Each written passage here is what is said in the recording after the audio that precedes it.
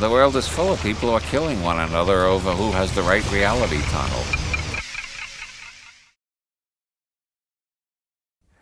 The idea of reality as a singular noun doesn't make any sense to me at all anymore. What model do you use? Everybody has their own neurological reality tunnel, which is why we misunderstand one another so often and why we misjudge one another so profoundly. Can you describe what a reality tunnel is? We receive, I think, more than 1 billion signals every minute from the environment. Most of them we're not even conscious of receiving. They affect our legs, our arms, our eyes, our ears, our nose, our chest. All this information is pouring in, and the nervous system is making evaluations at different levels, working its way up. One of the classic models is that we got 3 brains, the reptile brain, the mammal brain, and the human brain. If we tried to be conscious of all the signals, we couldn't do it, because to be conscious of that many signals simultaneously means we only perceive chaos. We can't handle that much information and organize it rapidly. So we throw out all the information that seems unimportant, which means we also throw out all the information that seems threatening to our belief system or to our dogma or to our ideology. We throw out everything we think can be ignored safely, so we concentrate on the things that seem important. And our brain constructs a model out of all the information coming up from the rest of the nervous system, and we project the model outward and consider it reality. It's not reality, it's our reality tunnel. Everybody else in the same room is constructing a different reality tunnel. About 40 years now I've been teaching workshops and seminars, first on general semantics, then on neuro-linguistic programming and various other things. But I have done this experiment hundreds of times where I get the whole audience to describe the hall outside the seminar room. I never have found a case yet in hundreds of experiments where 2 people describe the hall exactly the same. The differences are sometimes astonishing. We all perceive a different world because our brains are organizing it according to patterns the brain has created to organize. And those patterns seem to be created, at this date it appears they are created, by our genetic programs, by our early imprints, by our subsequent conditioning, by our learning, and by whatever experiments we have done in reprogramming our nervous systems, which involve such things as yoga, psychotherapy, general semantics, neuro-linguistic programming, brain tuning machines. Every time we reprogram our nervous system, our reality tunnel should change a little. If it doesn't, we haven't learned anything through that experiment, and it was wasted time. If our reality tunnel changes a little, then we have to spend a lot of time in the next couple of years checking our new reality tunnel and see if we can communicate it well enough to others that we don't get locked up as raving maniacs. If we don't get locked up as raving maniacs, then you can consider your new reality tunnel possibly just as good as your old one and maybe more accurate in some ways. Traditionally been part of alchemy for a couple of thousand years, both East and West. The multiplication of the first matter really means changing your nervous system from inside, what John Lilly calls metaprogramming.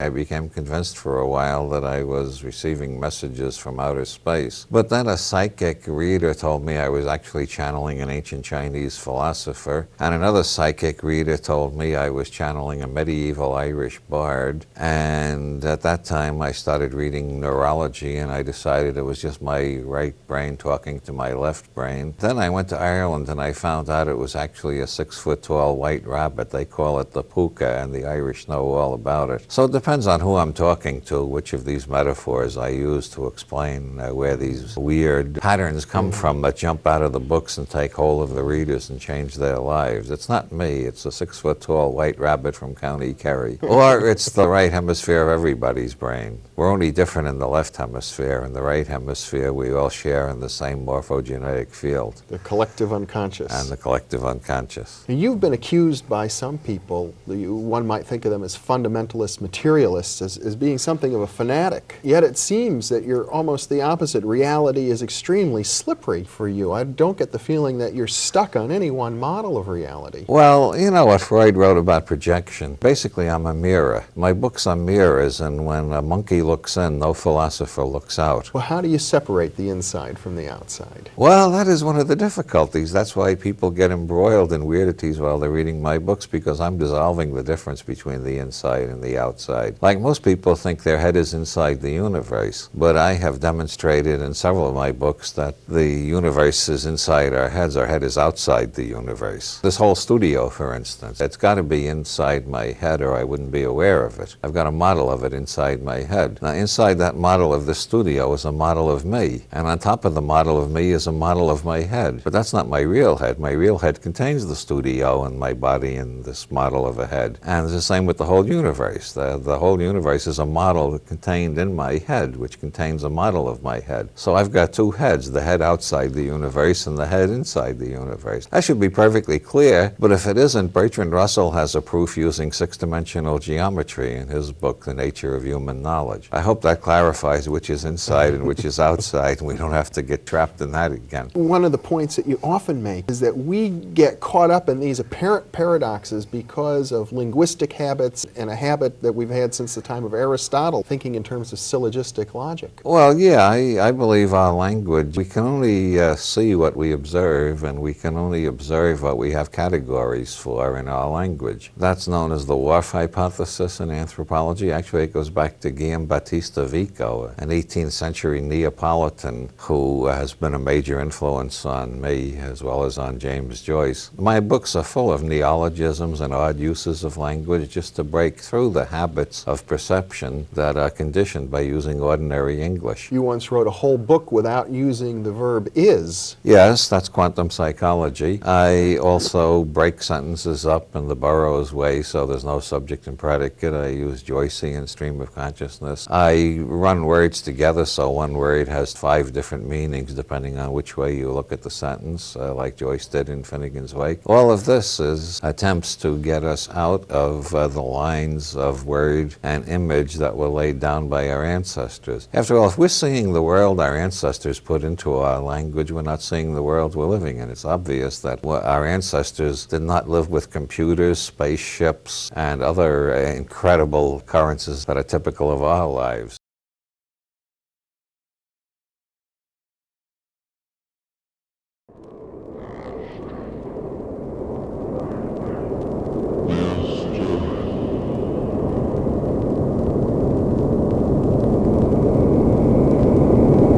Who is the master who makes the grass green?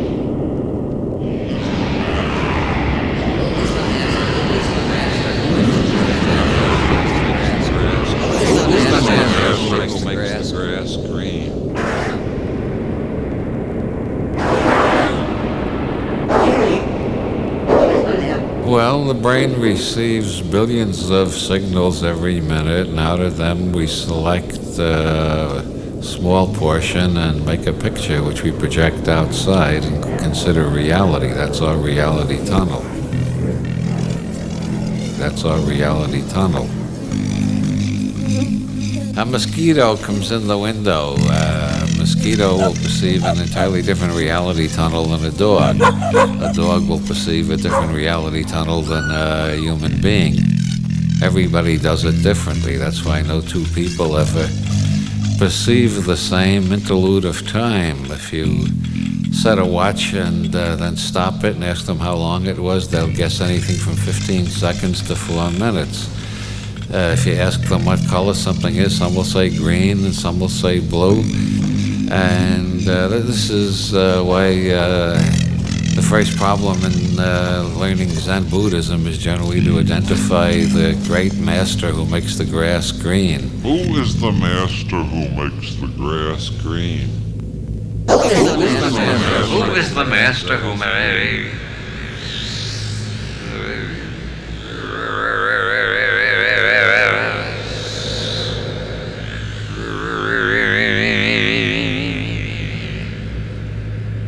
Well, I happen to be the CEO of the Committee for Surrealist Investigation of Claims of the Normal, and we actually are offering $10,000 to anybody who can produce anything that's totally normal in all respects, or even average.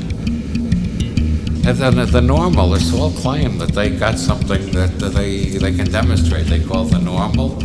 They never can produce it. It's a mathematical abstraction. You try to find a normal dog, a normal human being, a normal Irishman, a normal Portuguese, a normal American. You can't find them. There is no such thing. But everything turns out to be uniquely itself and uniquely perverted from the norm. Who is the master who makes the grass green? Well, it has to do with language, as Nietzsche pointed out. It gets tiresome to say this leaf, that leaf, the next leaf, leaf number 4, leaf number 5, so we say leaves. And then sooner or later some asshole like Plato comes along and says that leaves really exist. And they don't realize we created them. So the reality isn't haunted by the abnormal or the paranormal. The normal has been invented by a process of self-hypnosis, of creative imagination. Who is the master who makes the grass green? Who is the master who makes the grass green? Who is the master who makes the grass green? Who is the master who makes the grass green? That's our reality tunnel. Oh yeah, every reality tunnel is reinforced by a particular vocabulary. In Northern Ireland, there's a city that's called Derry by the Catholics and Londonderry by the Protestants. You say Derry in one part of town and the Protestants will shoot you. You say Londonderry in the other part of town, the Catholics will shoot you. And that's only one illustration. You go around the world, you find a million illustrations like that. People are entirely hypnotized by the words they use. And they want everybody else to use the same words too. The world is full of people who are killing one another over who has the right reality tunnel. As Noble Drew Ali said, if you let other people define reality for you, you are living in a world that is called hell. It's when you start creating your own reality that you can create a heaven. Who is the master who makes the grass green?